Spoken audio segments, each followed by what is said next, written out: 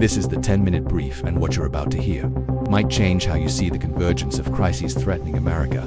A major hurricane churns toward the East Coast. A former FBI director is indicted amid claims of political revenge, and federal agents are under attack on American soil.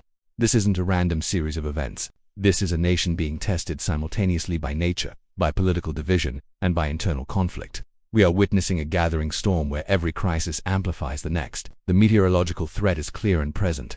Hurricane Humberto, now a Category 3 monster, intensifies in the Atlantic. But the real danger lies with a second system, a potential hurricane taking direct aim at the Carolinas. States of emergency have been declared.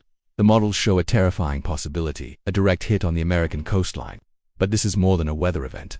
It's a stress test for a nation already under immense pressure. Subscribe to the 10-minute brief and never look at war the same way again. Because while nature prepares its assault, the political climate reaches a boiling point.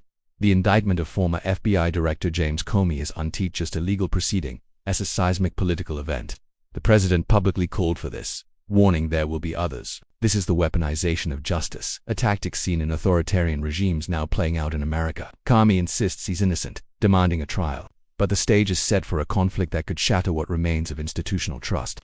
And on the streets, the violence escalates. A shocking video emerges from New York, an ICE agent shoving a mother to the ground as her children watch in terror. The agent is suspended, but the damage is done. This incident becomes a rallying cry, further polarizing a nation already silly over immigration.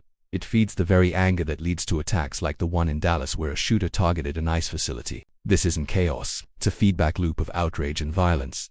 The world watches as America turns inward. At the United Nations, dozens of delegates walk out as Israel's leader speaks.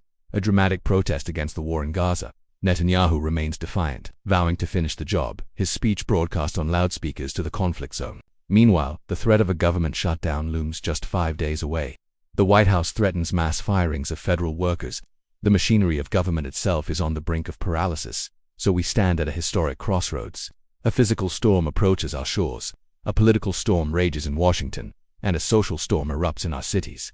These are not separate crises. They are interconnected fronts in a battle for the nation's soul.